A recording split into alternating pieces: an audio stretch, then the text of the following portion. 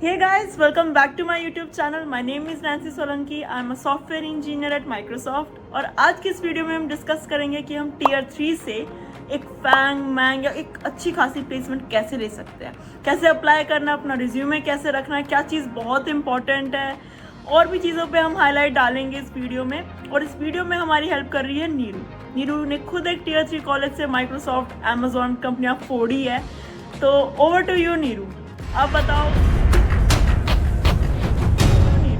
अब बताओ कि कैसे आपने स्कूल स्टार्टिंग से स्टार्ट करते हैं। बिल्कुल ये बताओ, आपने स्कूल से कॉलेज तक क्या किया, इस टीयर 3 में कैसे पहुंचे, 11th-12th में कंप्यूटर साइंस आपके पास थी या नहीं थी, कैसा था आपका experience? Hey, hello guys. Yeah, thank you Nancy for inviting me for this podcast. एकदम स्टार्टिंग से स्टार्ट करते हैं। तो आफ्टर 10th मैंने नॉन मेडिकल फील्ड चूज़ की और वहीं से मेरी जर्नी स्टार्ट हुई इन कंप्यूटर साइंस।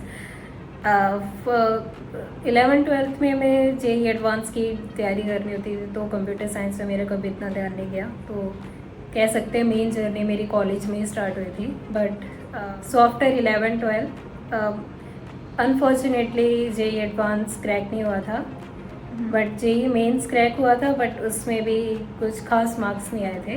तो कहीं दूर जाने की बजाय मैं, क्योंकि ग्रेटर नोएडा ही रहती हूँ, तो आई चूज़ कि मैं ग्रेटर नोएडा में ही कहीं कॉलेज देख लूँ। तो आई जॉइंड जेल Bajaj institute of technology and management and I did the majors in computer science. So that was my journey from school to college. अब हम आ जाते हैं बिल्कुल मेन बात पे कि हम कॉलेज पहुंच चुके हैं। कॉलेज में हम देख रहे हैं आसपास की लोग जो है कर रहे हैं एप्टीट्यूड, क्योंकि जितना मैंने सुना है टीयर 3 कॉलेजेस में जो कंपनीज आती हैं वो ज़्यादातर एप्टीट्यूड वगैरह देखती है। कोडिंग की कंपनीज बहुत कम आती है और बहुत कम बच्चे कोडिंग करते हैं टीयर 3 कॉलेज में। क्या मतलब इस बात में कितनी सच्चाई है? कह सकते हैं रीज़न बीइंग कि जिस एनवायरनमेंट में मैं थी, मुझे भी काफ़ी कम अपने क्लासमेट से मिले हुए जो सीरियसली कोडिंग करते थे। और हाँ, ये राइट है कि ज़्यादातर कंपनीज एप्टीट्यूड क्वेश्चंस ही पूछती थी। तो मैं एप्टीट्यूड क्वेश्चंस तो लाइक बेसिक था, वो तो प्रिपेयर करना ही था। बट इसके साथ साथ अब क्योंकि बड़ी कंपनी फोड़नी थी, तो इसके लिए हमने कोडिंग भी अपनी साथ में रखी थी। तो दोनों चीज़ें साथ में प्रिपरेशन करी थी। फिर जो मोटिवेशन है कि यार मेरे को छोटी मोटी प्लेसमेंट नहीं चाहिए कोडिंग वोडिंग में, मुझे चाहिए एक बड़ी कंपनी में, फैंग में जाना है मुझे या तो माइक्रोसॉफ्ट में जाना है, वो कैसे मिली मेरी? तो यार आफ्टर 12 जब कॉलेज ज्वाइन किया, तो जब कॉलेज ज्वाइन ही किया था तभी एक फोर्थ ईयर में भैया की प्लेसमेंट लगी थी अमेज़ॉन में। तो सोचा जब टीयर 3 कॉलेज से किसी के अमेज़ॉन में लग सकते हैं, तो हमारी क्यों नहीं लग सकती। तो दैट वाज द मोटिवेशन कि नहीं यार ठीक है, अब लोगों की लग रही है तो हमारी क्यों नहीं लग सकती। तो वही मोटिवेशन थी और I started preparing for that. फिर ये बताओ नीरू, बाकी बच्चे भी थे तुम्हारे बैच में, तुम में और जो बाकी बच्चे थे अलग क्या था? तुमने कौन सी चीज़ पे ज़्यादा ध्यान दिया, किस चीज़ पे तुम्हारा ज़्यादा फोकस था जिससे कि तुम्हें लगे कि यार तुम्हारी माइक्रोसॉफ्ट में हो गई? और जो हर टीयर 3 का बच्चा ऐसी कंपनीज में नहीं पहुंच पाता, बहुत हैंडफुल बच्चे होते हैं जो उस सिचुएशन को, मतलब उससे अपॉर्चुनिटीज़ निकालते हैं, मेहनत करते हैं, पहुंचते हैं वहाँ तक। तुमने ऐसा क्या अलग किया? यार तो देखो, कॉलेज ज्वाइन करते ही ना मेरे भैया भी, क्योंकि कंप्यूटर साइंस, वो भी कंप्यूटर साइंस फील्ड से है, तो उन्होंने कहा था कि अगर तुझे बड़ी कंपनी में जाना है तो डीएस से तो चाहिए ही तुझे। तो लाइक फर्स्ट ईयर से पता था कि हाँ डीएस से तो करनी ही है। इसके अलावा ऐसा नहीं है कि मैंने कॉलेज में किसी भी फन एक्टिविटी में पार्टिसिपेट नहीं किया, मैंने पार्टिसिपेट में करती थी, बट मेरा मेजर फोकस कोडिंग ही रहता था। तो लाइक मैंने एक डिफाइंड पाथ एक रेडी कर लिया था कि भाई फर्स्ट सेमेस्टर में मुझे एटलीस्ट बेसिक कोडिंग तो आनी चाहिए, देन सेकंड सेमेस्टर में एटलीस्ट मैं डीएस से स्टार्ट कर दूँ, देन रीड कोड या जीएफजी में सारी चीज़ें लाइक बस करनी थी, सारी चीज़ें जिससे कि प्रिपरेशन अच्छी हो। और लाइक कुछ मैंने अलग नहीं किया, सब सबकी प्रिपरेशन एक जैसी होती है, बस ये है कि मैं अपडेटेड रहती थी चीज़ों से कि भाई अब कौन सी कंपनी कब हायरिंग कर रही है। तुमने कहा कि तुम अपडेटेड रहते हो, तो तुम अपडेटेड कौन कौन से रिसोर्सेज को यूज़ करते थे कि जिससे तुम कह रहे हो कि तुम अपडेटेड रहते हो? कैसे पता चले कि कहाँ हायरिंग हो रही है, कहाँ हायरिंग नहीं हो रही है? यार मैंने यूट्यूब चैनल सब्सक्राइब कर रखे थे जो लेटेस्ट न्यूज़ देते थे कि ये कंपनी हायर कर रही है या फिर ये प्रोग्राम अभी चल रहा है तो वी कैन पार्टिसिपेट इन। सो मैंने जब अमेज़ॉन में जो इंटर्नशिप की थी तो अमेज़ॉन ने मेरी क्रैक हुई थी अमेज़ॉन वाओ प्रोग्राम के थ्रू, तो उसका जो नोटिफिकेशन आया था वो भी मुझे यूट्यूब चैनल के थ्रू ही मिला था, तो मैंने उसके थ्रू ही अप्लाई किया था। तो या वन वेज की हम यूट्यूब के थ्रू कर लें, बहुत सही बात, या फिर बहुत सही बात। लिंक्डइन पे थोड़ा एक्टिव रहे कि कौन सी कंपनी कब हायर कर रही है। तो या दैट वाज माय जर्नी। काफ़ी सही चीज़ बताई तुमने कि जो चैनल्स हैं उनको सब्सक्राइब कर लो। लिंक्डइन पे तुम्हें दिख रहा है कोई कंपनी हायर कर रही है तो वहाँ जाके मतलब हर जगह ना तुम्हें खुद से एफर्ट मारने पड़ेंगे, अपडेटेड रहना पड़ेगा, क्योंकि देखो टियर 3 में एक चीज़ ये हो जाती है कि कंपनीज हमारे पास नहीं आती, हमारे पास अपॉर्चुनिटीज़ नहीं आती, हमें अपॉर्चुनिटी खुद ही ग्रैब करनी पड़ती है, खुद ही उस तक पहुंचना होता है। तो वो चीज़ पहुंचने के लिए जो रिसोर्सेज तुम्हें प्रोवाइडेड है और फ्री के रिसोर्सेज हैं उनमें इतना यूटिलाइज कर लो उनको कि मतलब तुम पता नहीं कहाँ से कहाँ पहुँच जाओ। अब मेरा नेक्स्ट क्वेश्चन जो है नीरू वो ये है कि माइक्रोसॉफ्ट में अप्लाई करने का क्या प्रोसीजर था तुम्हारा? तुम्हें माइक्रोसॉफ्ट मिली कैसे? जब मैं 4th ईयर में थी तो मेरी कॉलेज के थ्रू प्लेसमेंट लग गई थी और मैंने कुछ महीने वहाँ किया भी था काम, बट मुझे मज़ा नहीं आ रहा था। क्या पैकेज था? उसमें 5.5 LPA था। तो इसमें मैं हाईलाइट करना चाहूँगी कि नीरू ने 5.5 लाख से 50 का जंप मारा है माइक्रोसॉफ्ट में। तो ये देखो कि इतना बड़ा जंप मार दिया सिर्फ क्योंकि रिसोर्सेज से अपडेटेड रहकर मेहनत करके।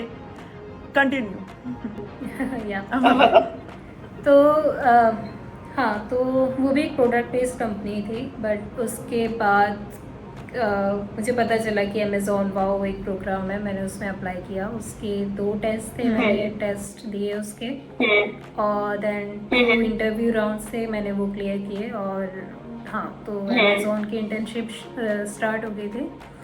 आफ्टर मैंने क्योंकि मैंने पोस्ट कर दिया था इसके बारे में कि मैं अमेज़ॉन में इंटर्नशिप कर रही हूँ, तो आफ्टर अराउंड 2 मंथ्स और 3 मंथ्स मुझे माइक्रोसॉफ्ट के रिक्रूटर के थ्रू ही directly reached out to me. So मैंने उसके थ्रू अप्लाई किया। उसमें एक टेस्ट हुआ और 3 interviews round, so I crack them, और इस तरह मेरी माइक्रोसॉफ्ट में as a software engineer I joined. बहुत सही। हाईलाइट करने वाली बात इसमें यह है कि इसकी जो लिंक्डइन प्रोफाइल थी वो इतनी स्ट्रॉन्ग थी कि रिक्रूटर ही इसके पास आया कि नीरू आओ माइक्रोसॉफ्ट में, या पोजीशन है, आओ इसमें अप्लाई करो। ये देखो अपॉर्चुनिटी इसके पास कैसे आई, क्योंकि सिर्फ इसकी लिंक्डइन प्रोफाइल बहुत स्ट्रॉन्ग थी। हम उस पर भी आगे वीडियो बना सकते हैं कि लिंक्डइन प्रोफाइल कैसे स्ट्रॉन्ग करी नीरू ने, क्या क्या चीज़ें उसमें डाली, क्या क्या चीज़ें हाईलाइट करी। उस चीज़ों पे भी हम आगे एक वीडियो बना सकते हैं सेपरेट, बट इस वीडियो पे हम स्टिक करते हैं कि ठीक है अपॉर्चुनिटी आ गई। अब ये बताओ कितना DSA करना ज़रूरी है कि हम एक डिसेंट प्लेसमेंट को ग्रैब कर लें? कितनी कॉम्पिटिटिव कोडिंग लगेगी या कितना क्या लगेगा, क्या मेजर क्या है उसका? ये कभी मत सोचो कि भाई हमें कितना DSA करना है। यार DSA करते रहो ना, दिक्कत क्या है। लीड कोड पे क्वेश्चंस करो, और ये होना चाहिए कि यार तुम क्वेश्चन पढ़ के उसे खुद सॉल्व कर पा रहे, तुम्हें तुम्हारे लॉजिक बिल्ड हो पा रहा है, तुम्हें बार बार सॉल्यूशन नहीं देखना पड़ रहा, तुम्हारे सिंटैक्स सही है लिखने का, तुम्हें लग रहा है कि चलो basically leet code easy questions, medium questions मैं सॉल्व कर पा रहा हूँ। ज़्यादा टाइम मीडियम क्वेश्चंस पे, इजी क्वेश्चंस पे मत लगाओ, हार्ड क्वेश्चंस करो। और लगता है कि अच्छा लीड कोड या CFC के क्वेश्चंस तो सॉल्व हो रहे हैं, then move to the competitive coding. तो मुझे एज अ पर्सनली नहीं लगता कि इसमें कोई डिफाइंड लिमिट है कि भाई डीएस से केवल इतनी ही करनी है। जब तक तुम्हें लगता नहीं है कि हाँ तुम लॉजिक बिल्ड कर पा रहे हो उस चीज़ का, तब तक करते रहो। अब मेरा नेक्स्ट क्वेश्चन ये है कि हमारे पास, हम जब कॉलेज में होते हैं हमारे पास काफ़ी चीज़ें होती है प्लेट पे। हमें मतलब एकेडमिक्स देखने पड़ती है, सीजीपीए मेंटेन करनी पड़ती है, हमें प्रोजेक्ट देखने पड़ते हैं, हमें डीएसए करना पड़ता है, और टीयर 3 में तो हमें अप्लाई भी करना पड़ता है, अपडेटेड भी रहना पड़ता है, यूट्यूब पे जैसे चीज़ें देखनी पड़ती हैं, कहाँ पे जॉब्स निकल रही हैं, क्या क्या चीज़ें हो रही हैं इंडस्ट्री में, सारी चीज़ें। तो तुम्हारा एक डे टू डे शेड्यूल क्या था कॉलेज में, कि तुम्हारा पूरे दिन का, अगर मैं बोलूँ कि एक डे कैसा दिखता था तुम्हारी लाइफ में उस टाइम पे, या सबसे उसे कैसे तुम बताओ? जो हुई थी हमारे टाइम में वो था कोविड, ठीक है। वो तो कॉलेज हम कभी जाते नहीं थे। नॉन टेक्निकल क्लासेस मैंने कभी अटेंड नहीं की थी। जितनी टेक्निकल क्लासेस थे वो मैंने सारी अटेंड की थी। जितना टाइम बचता था उसमें मैं कोडिंग करती थी। तो ये लाइक डे टू डे की एक्टिविटी मेरी बेसिकली यही रहती थी कि जो भी इम्पोर्टेंट क्लासेस है केवल वो ज्वाइन करो, और एग्ज़ाम आने से पहले मत पढ़ो। मैं पहले से ही प्रिपेयर करके रखती थी कि एग्ज़ाम आने से पहले मेरे पास काफ़ी चीज़ें ना हो जाए करने को, और मैं एक डीएसए से दूर ना हो जाऊँ। तो अभी बताओ नीरू, रिज्यूमे कितना ज़्यादा इम्पोर्टेंट है ऑफ कैंपस अप्लाई करने के लिए? और अपने रिज्यूमे में तुम टॉप 3 चीज़ें बताओ कि अगर मेरे रिज्यूमे 3 चीज़ें मैं नहीं करती तो वो शॉर्टलिस्ट नहीं हो पाता। वो 3 मस्ट चीज़ें बताओ जो होनी ही चाहिए एक रिज्यूमे में। राइट। सो यार, रेज्यूमे में सबसे पहले तो अपने प्रोजेक्ट्स अच्छे रखो। प्रोजेक्ट्स का मतलब ये नहीं है कि तुम्हें बस रेज्यूमे भरना है। प्रोजेक्ट्स का मतलब ये है कि तुम उस प्रोजेक्ट से कुछ सीख रहे हो, तुम्हें इंटरेस्ट आ रहा है बनाने के लिए। फॉर एग्जांपल, जो मेरा एम था प्रोजेक्ट बनाने का, मुझे ग्राफ एल्गोरिथम सीखनी थी, तो उससे रिलेटेड मैंने 4 एल्गोरिथम्स उठाई और उनको एक विजुअलाइजर बनाया कि भाई डीएफएस इस तरह काम करती है, डीएफएस ऐसे काम करती है, और उसके विजुअलाइजर पैटर्न क्रिएट किया कि देखो सोर्स टू डेस्टिनेशन ये पाथ है हमारा, तो हमें वो दिख जाता है कि भाई अगर बीएफएस है तो शॉर्टेस्ट फाइंड करेगा, डीएफएस है तो वो शॉर्टेस्ट नहीं, बस वो पाथ एक एल्गोरिथम के अकॉर्डिंग वो पाथ हमें सर्च करके देगा। तो इससे मेरा क्या बेनिफिट हुआ कि मुझे ग्राफ एल्गोरिथम अच्छे से आए, और मेरा इंटरेस्ट था ये प्रोजेक्ट बनाने को। और इवन जब मेरा अमेज़ॉन का इंटरव्यू आता तो इंटरव्यू को पसंद आया था ये प्रोजेक्ट। इससे ये चीज़ हाईलाइट होती है कि जो गार्बेज प्रोजेक्ट्स हैं उनको अपने रिज्यूमे डालने का कोई फ़ायदा नहीं होगा। तुम्हारा जो भी प्रोजेक्ट है उसमें तुम्हें कुछ अपनी तरफ से यूनिक डालना पड़ेगा, ताकि रिक्रूटर को भी लगे, कोई तुम्हारा रिज्यूमे पढ़ रहा है उसको भी लगे कि यार इसने ये चीज़ खुद से बनाई है, इसने ये चीज़ खुद से सोच के इस प्रॉब्लम को सॉल्व करके अपना प्रोजेक्ट बनाया है। तो वो चीज़ बहुत ज़्यादा पॉजिटिव लगती है रिज्यूमे शॉर्टलिस्ट करने में। अगली चीज़ क्या थी नीरू जो तुमने अपने रिज्यूमे में डाली थी? मैंने अमेज़ॉन में इंटर्नशिप की थी, तो एक वो भी काफ़ी प्लस पॉइंट हुआ। तो जो सेकंड पॉइंट है वो यही है कि तुम्हें यार एक इंटर्नशिप तो इंटर्नशिप करनी चाहिए। कोई भी ये मत सोचो कि यार इवन अगर इंटर्नशिप में रोल तुम्हारा अच्छा और वो अनपेड इंटर्नशिप है तो डोंट थिंक यार नहीं करनी है। कॉलेज टाइम में अगर तुम्हें इंटर्नशिप मिल जाए तो वो प्लस पॉइंट है, रेज्यूमे स्ट्रॉन्ग होगा। राइट। तो नीरू, तीसरी चीज़ क्या होगी जो हम अपने रिज्यूमे में डाल के उसको ठीक कर सकते हैं? यार तीसरी चीज़, एक तो रेज्यूमे आपका दिख कैसा रहा है। फॉर एग्जांपल, आपकी कोई ग्रामेटिकल मिस्टेक ना हो, चीज़ें हाईलाइट करते हो। फॉर एग्जांपल, चीज़ों को बोल्ड करते हो कि तुमने देखो कोई प्रोजेक्ट बनाया है, तो प्रोजेक्ट की पूरी डिस्क्रिप्शन कोई नहीं पढ़ता, उसमें चीज़ें हाईलाइट करते हो तुम, जो भी इम्पोर्टेंट चीज़ें हैं। या फिर आपने कौन कौन से प्लेटफॉर्म पे कोडिंग की है। और सबसे इम्पोर्टेंट यार, कॉम्पिटिटिव कोडिंग में पार्टिसिपेट करो। तुम्हें दिखना चाहिए कि तुमने किसी कॉन्टेस्ट में पार्टिसिपेट किया है, तो तुम्हारी रैंक अच्छी आई है, तो तुम वो सब रेज्यूमे में डाल सकते हो। तो बेसिकली यही चीज़ें हैं कि तुम अपने प्रोजेक्ट अच्छे बनाओ, इंटर्नशिप करो और कॉन्टेस्ट में पार्टिसिपेट करो। अब हम आते हैं, हमारा जो लास्ट क्वेश्चन है तुमसे कि यार तुम्हारे घर पे क्या रिएक्शन था जब तुम्हारी नौकरी लगी थी माइक्रोसॉफ्ट में? कॉलेज का क्या रिएक्शन था? यार पहले कॉलेज के रिएक्शन की बात करते हैं। तो जब मेरा माइक्रोसॉफ्ट का इंटरव्यू हुआ था तो तीनों इंटरव्यू मेरे सेम डे में थे और कॉलेज में मेरा एग्ज़ाम था, तो दे सपोर्टेड मी और कहा कि चलो पोस्टपोन कर देंगे आपका एग्ज़ाम और आप इंटरव्यू दे लो। तो उन्हें पता चल गया था कि हाँ मेरा इंटरव्यू है। तो कुछ दिनों बाद उन्होंने डायरेक्टली मुझे कॉल की कि बताओ क्या रहा। तो आई सेड कि हाँ सिलेक्शन हो गया। तो काफ़ी खुश थे। मुझे कॉलेज बुलाया, मुझसे पूछा कि क्या जर्नी रही थी या किसी को आप एडवाइस दे सकते हो। तो ये सब चीज़ें हुई। कॉलेज ने काफ़ी सपोर्ट किया और घर पे तो किसी को एक्सपेक्टेशन नहीं थी। रीज़न भी कि 9th तक लाइक मैं पढ़ाई में बिल्कुल मेरा मन नहीं लगता था। 9th में तो मैं फेल हो गई थी, तो उन्हें तो एक्सपेक्टेशन नहीं थी। वही तो यार, कुछ मार्क्स वगैरह तो बिल्कुल मैटर नहीं करते। अगर हमें कोई चीज़ पसंद, अगर हमारे पास उसका स्किल्स हैं तो हमें नौकरी मिल ही जाती है।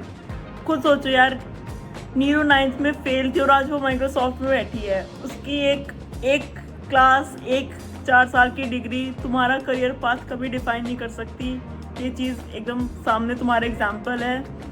हाँ नीरू, आगे कंटिन्यू कर सकते हो तुम। मेरे को बस एक चीज़ है नैन्सी कि यार तुम्हें कॉलेज में परसेंटेज मैटर करेगी, तो ये मत करना कि यार तुम्हारे 85 या 70 से नीचे जा रहे स्कोर, क्योंकि फिर कंपनीज बैठने नहीं देंगी तुम्हें प्लेसमेंट में। तो एटलीस्ट उतना स्कोर तो मेंटेन करके रखना। डिसेंट सीजीपीए बहुत ज़रूरी है, क्योंकि काफ़ी कंपनीज का क्राइटेरिया भी होता है कि इतनी सीजीपीए होगी तो हम बैठने देंगे, इतनी सीजीपीए नहीं होगी तो तुम नहीं बैठ पाओगे। तो ये चीज़ भी हाईलाइट हो चुकी है। तो आज की वीडियो के लिए बहुत थैंक्स नीरू तुम्हारा कि तुम आए चैनल पे, तुमने मेरे साथ बातचीत की। काफ़ी लोगों को हेल्प हुई होगी, काफ़ी लोगों ने कुछ सीखा होगा। जैसे मैंने अगर कोई चीज़ सीखी है तो ये है कि अपनी लिंक्डइन प्रोफाइल इतनी स्ट्रॉन्ग कर लो कि रिक्रूटर्स ही तुम्हारे पास आ जाए। कि कैसे, ये टिप्स मैं तुमसे लूँगी कि क्या क्या चीज़ें तुमने अपनी प्रोफाइल में डाली। दूसरी चीज़ की रेज्यूमे हमें बहुत अच्छे से बनाना चाहिए। 2-3 चीज़ें जो तुमने बताई वो मिस्टेक्स नहीं करनी चाहिए। तीसरी चीज़ है कि यार अगर हम प्रिपरेशन कर रहे हैं तो हम स्टार्टिंग से ही करके चलें। ये ना छोड़े कि यार अभी तो 3 साल है प्लेसमेंट में, अभी तो 2 साल है प्लेसमेंट में, तब कर लेंगे। नहीं, अगर पता है ये चीज़ चाहिए, प्लेसमेंट लगेगी इससे, तो स्टार्टिंग से ही करते हुए चलो ना। तो thank you Neeru for being on my show, on my channel. That's all for this video. Till then, like, share and subscribe. Bye.